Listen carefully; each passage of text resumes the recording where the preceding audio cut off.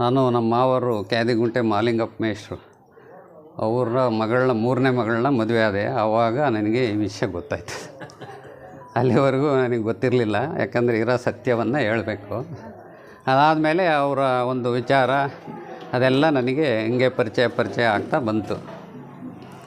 ಆದ್ದರಿಂದ ನಾನು ಇವರ ಒಡನಾಟದಲ್ಲಿ ಎಲ್ಲ ಆವಾಗ ಬರೋದು ಹೋಗೋದು ಹಿಂಗೆ ಮಾಡ್ತಾಯಿದ್ದೆ. ನೀವೆಲ್ಲರೂ ಇವತ್ತು ಇಲ್ಲಿ ಸೇರಿ 3 ದಿನದ ಗೋಷ್ಠಿಯನ್ನು ನಡೆಸ್ತಾ ಇದ್ದೀರಿ. ಇಂಥ ಒಂದು ಆಂಧ್ರ ಪ್ರದೇಶದ ಒಂದು ಗಡಿ ಗ್ರಾಮದಲ್ಲಿ ಇಂಥ ಗೋಷ್ಠಿ ಮಾಡ್ತಿರೋದು ನನಗಂತೂ ತುಂಬ ಸಂತೋಷ ಆಯಿತು. ನೀವೆಲ್ಲರೂ ಇಷ್ಟೊಂದು ಜನ ಇನ್ನೂ ಸೇರಿದ್ದೀರಿ, ಇನ್ನೂ ನಾಳೆ ನಾಡ್ದು ಬರೋರಿದ್ದೀರಿ. ಅದಕ್ಕೆ ನನ್ನ ಹೃತ್ಪೂರ್ವಕವಾದಂತಹ ವಂದನೆಗಳನ್ನು ಸಲ್ಲಿಸ್ತೀನಿ ನಿಮಗೆಲ್ಲರಿಗೂ. ಹಾಗೆಯೇ ನಾನೀಗ ಇಲ್ಲಿ ಒಂದು 5 ವಿಷಯ ಹೇಳಿ ನನ್ನ ಮಾತನ್ನು ಮುಗಿಸ್ತೀನಿ. ಈಗ ಇದೆಲ್ಲ ನಾವು ಇಂದು ಒಂದು ಇದನ್ನು ಮಾತಾಡಿದ್ವಿ, ಈಗ ಒಂದು ಪ್ರಾರ್ಥನೆಯನ್ನು ಹೇಳಿದ್ವಿ. ನಮ್ಮ ಹಿಂದೂ ಸಮಾಜ ಬಹಳ ಹೀನಾಯ ಸ್ಥಿತಿಗೆ ಹೋಗಿತ್ತು. ನಮ್ಮ ದೇಶಕ್ಕೆ ಮೊಘಲರು 750 ವರ್ಷ ಆಡಳಿತ ಮಾಡಿದ್ರು. ಅದಾದಮೇಲೆ ಬ್ರಿಟಿಷರು 250 ವರ್ಷ, ಒಟ್ಟು 1000 ವರ್ಷಗಳ ಕಾಲ ನಾವು ಗುಲಾಮಗಿರಿಯಲ್ಲಿ ಇದ್ವಿ. ನಾವು ಗುಲಾಮರಾಗಿದ್ವಿ, ಅಕ್ಷರಶಃ ಗುಲಾಮರೇ ಆಗಿದ್ವಿ. ಅಂಥ ಒಂದು ಸಮಯದಲ್ಲಿ ಬೇರೆ ಬೇರೆ ಮಹಾಪುರುಷರು ಈ ದೇಶದಲ್ಲಿ ಜನ್ಮ ತಾಳಿ, ಶಿವಾಜಿ ಅಂತ ಮಹಾಪುರುಷರು ಹುಟ್ಟಿ ಅವು ಮೊಘಲರನ್ನೆಲ್ಲ ಎದುರಿಸಿ ಹೋರಾಟ ಮಾಡಿದ್ರು. ಅದಾದಮೇಲೆ ಸ್ವಾಮಿ ವಿವೇಕಾನಂದರಂಥರು, ಆಮೇಲೆ ಅವರ ಗುರುಗಳಾದಂತಹ ರಾಮಕೃಷ್ಣ ಪರಮಹಂಸರು, ಈ ಥರದ ಮಹಾನ್ಯ ಜ್ಞಾನಿಗಳು, ಅರವಿಂದರು, ಈ ಥರ ಬಸವಣ್ಣನವರು ಇರ್ಬೋದು, ಅವರೆಲ್ಲ ಹಿಂದೆ ಇದ್ದರು. ಆದರೆ ಈಗಿನ ಕಾಲದವ್ರನ್ನ ಮಾತ್ರ ನಾನು ಹೇಳ್ತಾ ಇದ್ದೀನಿ.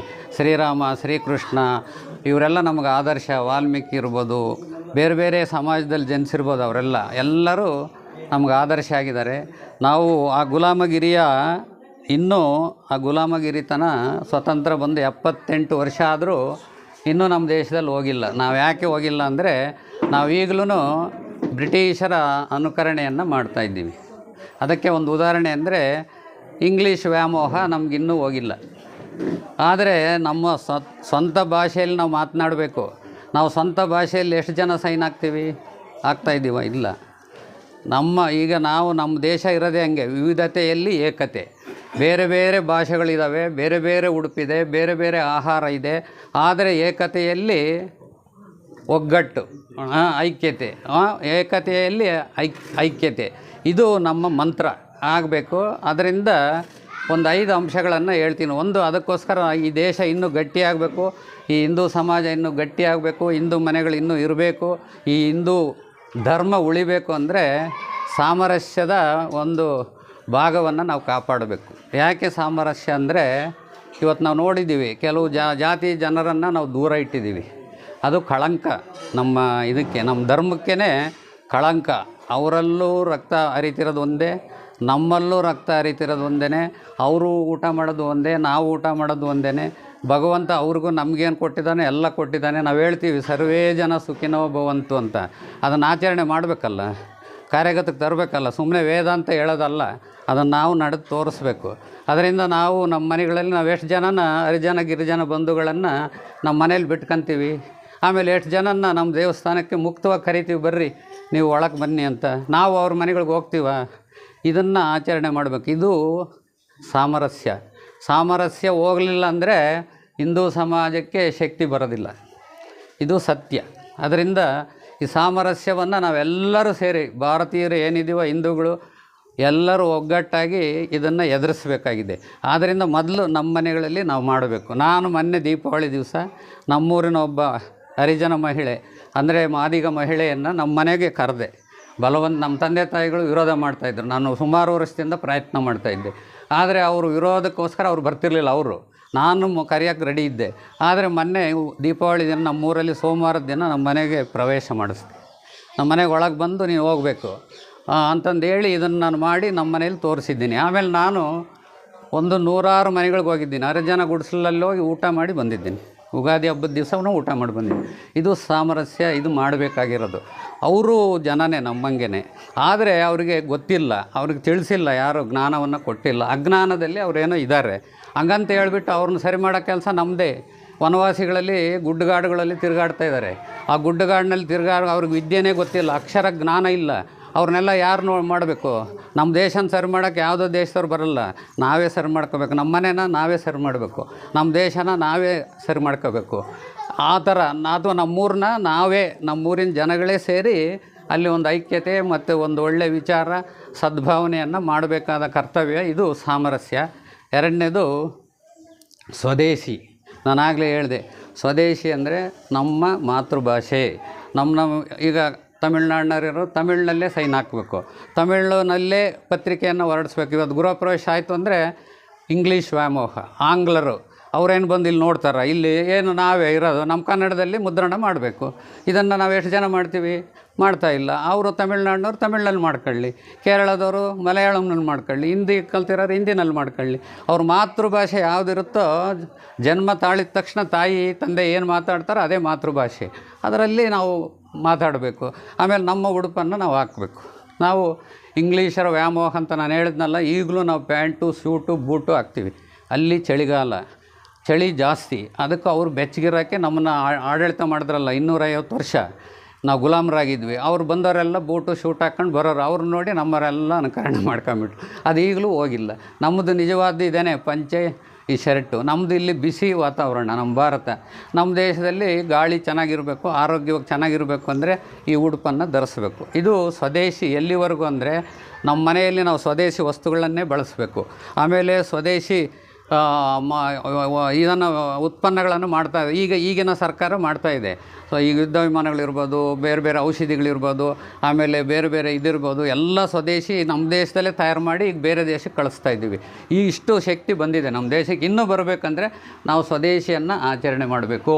ನಮ್ಮ ಮನೆ ಹಿಂದೂ ಮನೆ ಆಗಿದೆಯಾ ಅನ್ನೋದು ನಾವು ಯೋಚನೆ ಮಾಡಬೇಕು. ಇದು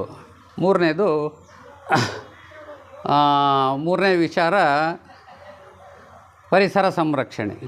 ಪರಿಸರ ಸಂರಕ್ಷಣೆಯನ್ನು ನಾವು ಮಾಡಬೇಕು. ನಾವು ಮಾಡಲೇ ಇದ್ದರೆ ಮುಂದೆ ನಮ್ಮ ಪೀಳಿಗೆಗೆ ನಾವು ಏನೂ ಬಿಟ್ಟು ಹೋಗೋದಿಲ್ಲ. ಅದರಲ್ಲಿ ಪರಿಸರ ಸಂರಕ್ಷಣೆ ಅಂದರೆ ಗಾಳಿ ಮಲಿನ ಆಗಿದೆ, ನೀರು ಮಲಿನ ಆಗಿದೆ, ಭೂಮಿ ಸಹ ಬಂಜೆ ಆಗಿದೆ. ಯಾಕೆ ಆಗಿದೆ ಅಂದರೆ ನಾವು ರಾಸಾಯನಿಕ ಗೊಬ್ಬರವನ್ನು ಹಾಕಿ ಆ ಭೂಮಿ ಕೂಡ ಬರಡಾಗಿದೆ. ಈಗ ಬೆಳೆಗಳೇ ಬರ್ತಾಯಿಲ್ಲ. ಇದಕ್ಕೆ ಕಾರಣ ಯಾರು? ನಾವೇನೇ. ನಾವು ತಂತ್ರಜ್ಞಾನ ಅಂತ ಹೋಗಿ ನಾವು ನಮ್ಮ ಭೂಮಿಗಳನ್ನೆಲ್ಲ ಹಾಳು ಮಾಡ್ಕೊಂಡಿದ್ದೀವಿ. ಹಿಂದೆ ಗೊಬ್ಬರ ಹಾಕ್ತಾಯಿದ್ರು, ದನಿನ ಗೊಬ್ಬರ, ಹಸು, ಕುರಿ, ಮೇಕೆ ಈ ಥರದ್ದು ಹಾಕಿದಾಗ ಫಸಲು ಯಥೇಚ್ಛವಾಗಿ ಬರ್ತಾಯಿತ್ತು. ಈಗೆಲ್ಲಿ ಬರ್ತಾಯಿದೆ? ನೀವು ಯೂರಿಯಾ ಹಾಕಲಿಲ್ಲ, ಪೊಟ್ಯಾಷಿಯಮ್ ಇನ್ನೊಂದು ಹಾಕಲಿಲ್ಲ ಅಂದರೆ ಬರೋದೇ ಇಲ್ಲ. ಎಲ್ಲದಕ್ಕೂ ಔಷಧಿ. ಅದನ್ನೆಲ್ಲ ಹೊಡೆದು ಅದನ್ನು ಆಹಾರ ನಾವು ತಿಂದು ಈಗ 30, 20, 25, 18 ವರ್ಷಕ್ಕೆ ಹೃದಯಾಘಾತಗಳು ಎಲ್ಲಿ ನೋಡಿದ್ರೂ ಆಗ್ತಾಯಿದ್ದಾವೆ. ಅದರಿಂದ ಈ ಪರಿಸರವನ್ನು ಸಂರಕ್ಷಣೆ ಮಾಡಬೇಕು. ಅದರಿಂದ ನಾವು ಅದನ್ನು ಅಳವಡಿಸ್ಕೊಳ್ಬೇಕು. ಮತ್ತು ಗಿಡ ಮರಗಳನ್ನು ಹೆಚ್ಚು ಆಮ್ಲಜನಕ ಬೇಕು. ನಾವು ಉಸಿರಾಡಬೇಕು, ಇಲ್ಲಿ ಬದುಕಿದ್ದೀವಿ ಅಂದರೆ ಆಮ್ಲಜನಕ ಬೇಕು. ಅದು ಇವತ್ತು ಬೆಂಗಳೂರು, ಆಮೇಲೆ ನವದೆಹಲಿ ಅಂತ ನಗರಗಳಲ್ಲಿ ಆಮ್ಲಜನಕದ ಕೊರತೆ ಇದೆ. ನಾವು ಪರೀಕ್ಷೆ ಮಾಡಿದ್ರೆ ಅಲ್ಲಿನ ಗಾಳಿಯಲ್ಲಿ ಭಾಳಷ್ಟು ಆಮ್ಲಜನಕ ಕಡಿಮೆ ಇದೆ. ಅದರಿಂದ ಅವ್ರ ಕಾಯಿಲೆಗಳು ಹೆಚ್ಚು ಬರ್ತವೆ. ನಾವು ಹೆಚ್ಚು ಹಳ್ಳಿಯಲ್ಲಿರೋರು ಆರೋಗ್ಯವಾಗಿರ್ತಾರೆ. ಯಾಕೆಂದರೆ ಇಲ್ಲಿ ಯಥೇಚ್ಛವಾದಂಥ ಆಮ್ಲಜನಕದ ಅವಶ್ಯಕತೆ. ನಾವು ಉಸಿರಾಡ್ತೀವಿ, ನಮ್ಗೆ ಚೆನ್ನಾಗಿ ಎಲ್ಲ ಅಂಗಾಂಗಗಳು ಕೆಲಸ ಚೆನ್ನಾಗಿ ಮಾಡ್ತವೆ. ಇದು ಪರಿಸರವನ್ನು, ಗಿಡ ಮರಗಳನ್ನು ರಕ್ಷಣೆ ಮಾಡಬೇಕು. ಭೂಮಿ, ನೀರು, ಗಾಳಿ, ಯಾವ ನದಿಗಳು ಎಲ್ಲ ಚೆಕ್ ಮಾಡಿದ್ರು. ಮೊನ್ನೆ ಒಂದು ವರದಿ ಬಂತು, ಯಾವ ನದಿನೂ ಎ ಗ್ರೇಡ್ಗೆ ಬಂದಿಲ್ಲ ನಮ್ಮ ದೇಶದಾಗಿರೋ ನದಿಗಳು. ಯಾಕೆಂದರೆ ಎಲ್ಲ ಕಲುಷಿತ ಆಗಿದ್ದಾವೆ. ಆ ನೀರು ಕುಡಿಯೋಕ್ಕೆ ಯೋಗ್ಯ ಅಲ್ಲ ಅಂತ ಬಂದು ಎಲ್ಲ B, C ಮತ್ತು D ಗ್ರೂಪ್ನಲ್ಲಿ ಇದ್ದಾವೆ. ಕಾವೇರಿ ನದಿ ಸಹಿತ B ಗ್ರೂಪ್ನಾಗೋ C ಇದರಲ್ಲೂ ಇದೆ. ಈ ಥರ ನಮ್ಮ ನದಿಗಳು ಮಲಿನ ಆಗಿದ್ದಾವೆ, ನಮ್ಮ ಕೆರೆಗಳು ಮಲಿನ ಆಗಿದ್ದಾವೆ. ಈ ಥರ ಪರಿಸರ ಸಂರಕ್ಷಣೆಯನ್ನು ಮಾಡಬೇಕು. ಇನ್ನೊಂದು 4ನೇದು ಕುಟುಂಬ ಪ್ರಬೋಧನ ಅಂದರೆ ನಮ್ಮ ಕುಟುಂಬಗಳು ನಾವೇನಾಗ್ತೀವಿ ಅಂದರೆ ಮದುವೆ ಮಾಡಿದೆ 1 ವರ್ಷಕ್ಕೇ ಬೇರೆ ಹೋಗ್ತಾರೆ ಗಂಡ ಹೆಂಡತಿ. ಎಲ್ಲರೂ ಬೇರೆ ಅದು ಬಂದುಬಿಟ್ಟಿದೆ. ಅದು ವಿದೇಶಿ ಸಂಸ್ಕೃತಿ. ಆಮೇಲೆ ಈಗ ನೋಡ್ತಾ ಇದ್ದೀವಿ ಎಷ್ಟು ಜನ ಮದುವೆಯಾಗಿ 1, 2, 3 ವರ್ಷಕ್ಕೆ ಆಗಲೇ ಕೇಸುಗಳು ಕೋರ್ಟಲ್ಲಿರ್ತವೆ. ಏನು ವಿಚ್ಛೇದನ. ಡೈವರ್ಸ್ ಕೇಸುಗಳು ವಿಪರೀತ. ವಕೀಲರು ನನ್ನ ಸ್ನೇಹಿತರು ಬೆಂಗಳೂರಲ್ಲಿದ್ದಾವೆ, ಏನು ದಿನನಿತ್ಯ ರಿಜಿಸ್ಟರ್ ಆಗ್ತಾಯಿದ್ದಾವೆ ಬೆಂಗಳೂರು ಅಂತ ಸಿಟಿಯಲ್ಲಿ. ಇದು ನಮ್ಮ ಹಿಂದೂ ಕುಟುಂಬ ಪ್ರಬೋಧನ ಉಳಿಬೇಕು. ಹಿಂದೂ ವಿಚಾರ ನಮ್ಮ ಮನೆ ಹಿಂದೂ ಮನೆ ಆಗಬೇಕು. ಅದು ಆಗಬೇಕಂದ್ರೆ ನಾವೆಲ್ಲ ಒಟ್ಟಿಗೆ ಇರಬೇಕು. ಅದಕ್ಕೆ ನಾನು ಮೊನ್ನೆ ದೀಪಾವಳಿಗೆ ನಮ್ಮೂರಿಗೆ ಹೋಗಿದ್ದೆ. ನಮ್ಮೂರಲ್ಲಿ ಒಂದು ರೆಡ್ಡಿ ಜನಾಂಗದವ್ರದ್ದೊಂದು ಮನೆ ಇದೆ. ಅವರು 6 ಜನ ಅಣ್ಣ ತಮ್ಮಗಳು ಇವತ್ತಿಗೂ ಜೊತೆಗಿದ್ದಾರೆ. ನಾನು ಅದನ್ನು ನೋಡಿ ನನಗೆ ತುಂಬ ಖುಷಿಯಾಯಿತು. ಅವ್ರು ನೋಡಿ ನಮ್ಮ ಊರಿನವ್ರು ಎಲ್ಲರೂ ಅವ್ರಿಗೆ ಗೌರವ ಕೊಡ್ತಾರೆ. ಯಾಕೆ ಕೊಡ್ತಾರೆ ಅಂದರೆ ಅವ್ರು 6 ಜನ ಒಟ್ಟಿಗೆ ಇದ್ದಾರೆ, ಒಂದೇ ಮನೆಯಲ್ಲಿ ಅಡುಗೆ ಮಾಡ್ತಾರೆ, ಒಂದೇ ಕಡೆ ಊಟ ಮಾಡ್ತಾರೆ, ಎಲ್ಲ ಹೋಗಿ ಅವ್ರವ್ರ ಕೆಲಸ ಮಾಡ್ತಾರೆ. ಎಲ್ಲ ಮಕ್ಕಳು ಮೊಮ್ಮಕ್ಕಳು ಸಹಿತ ಈಗ ಇದ್ದಾರೆ ಅವ್ರ ಮನೆಯಲ್ಲಿ. ಅದು ನನಗೆ ಭಾಳ ಸಂತೋಷ ಅಂತ ಮನೆ ನೋಡಿದ್ರೆ. ಆ ಥರ ಇವತ್ತು ಎಷ್ಟು ಮನೆ ಇದ್ದಾವೆ. ಅದರಿಂದ ಕುಟುಂಬಗಳು ಗಟ್ಟಿಯಾಗಬೇಕು. ಕುಟುಂಬ ಗಟ್ಟಿಯಾಗಬೇಕಂದ್ರೆ ನಾವು ನಮ್ಮ ಮನೆ ಹಿಂದೂ ಮನೆ ಆಗಬೇಕು. ಹಿಂದೂ ಮನೆ ಆಗ್ತಾಯಿದೆಯಾ? ಎಲ್ಲರೂ ಬೇರೆ ಬೇರೆ ಮನೆಗಳು ಮಾಡ್ಕೊಂಡು ಹೋಗ್ತಾ ಇದ್ದಾರೆ. ಹೋದಂಗೆಲ್ಲ ಸಂಸ್ಕಾರ ನಿಧಾನಕ್ಕೆ ಬಿಡ್ತಾ ಹೋಗ್ತೈತೆ. ಜೊತೆಗಿದ್ರೆ ಏನು ಮಾಡ್ತೈತೆ, ಸಂಸ್ಕಾರ ಎಲ್ಲ ಸೇರ್ತಾ ಬರ್ತೈತೆ. ಹಂಗೆ ಸೇರಿ ನಾವೆಲ್ಲ ನಮ್ಮ ಹಿಂದೂ ಕುಟುಂಬವನ್ನು ಉಳಿಸ್ಬೇಕು. ಇದು 4ನೇದು. 5ನೇದು ನಾಗರಿಕ ಶಿಷ್ಟಾಚಾರ ಅಥವಾ ನಾಗರಿಕ ಕರ್ತವ್ಯ. ನಾವೇನು ಮಾಡಬೇಕು, ಒಂದು ಸಭೆಯಲ್ಲಿ ಬಂದಾಗ ಆ ಸಭಾ ಗೌರವವನ್ನು ನಾವು ಕಾಣಬೇಕು. ಅದು ಮೊದಲು ಅರ್ಥ ಮಾಡ್ಕೋಬೇಕು.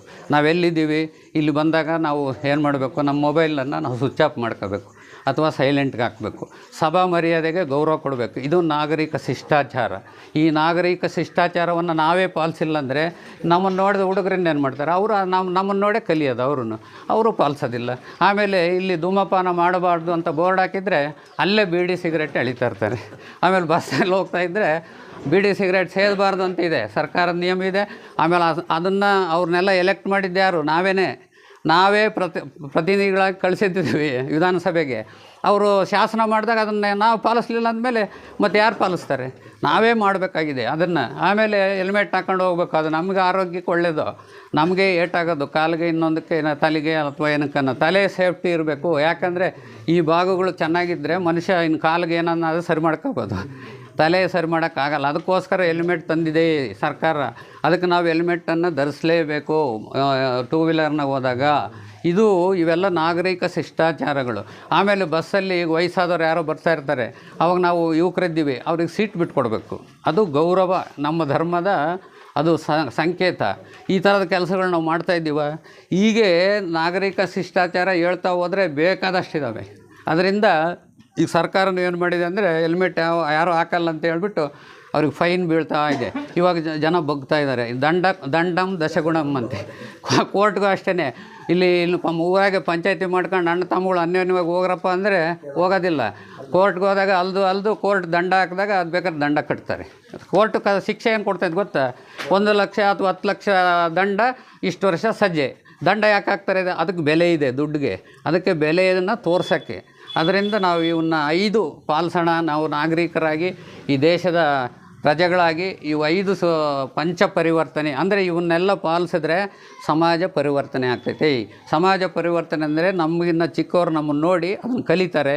ನಮ್ಮ ಈ ಹಿಂದೂ ದೇಶ, ಹಿಂದೂ ಧರ್ಮ ಇನ್ನೂ ಸಂತೃಷ್ಟಿಯಾಗಿ ಬೆಳಿತೈತೆ. ಅದರಿಂದ ನೀವು ಇಷ್ಟು ನನಗೆ ಅವಕಾಶ ಮಾಡಿಕೊಟ್ಟಿದ್ದಕ್ಕೆ ನಿಮಗೆಲ್ಲರಿಗೂ ಧನ್ಯವಾದವನ್ನು ಹೇಳ್ತಾ ನನ್ನ ಮಾತನ್ನು ಮುಕ್ತಾಯ ಮಾಡ್ತೀನಿ. ಇನ್ನು ಹೆಚ್ಚಿಗೆ ಮಾತಾಡೋಕ್ಕೆ ಇದೇ ವಿಷಯ, ಆದರೆ ನಿಮಗೆ ಸಮಯ ಇಲ್ಲ, ಇಷ್ಟು ಕೊಟ್ಟಿದ್ದೇ ಹೆಚ್ಚು ಅಂತ ತಿಳ್ಕೊಂಡು ನಿಮಗೆಲ್ಲ ವಂದಿಸ್ತೀನಿ.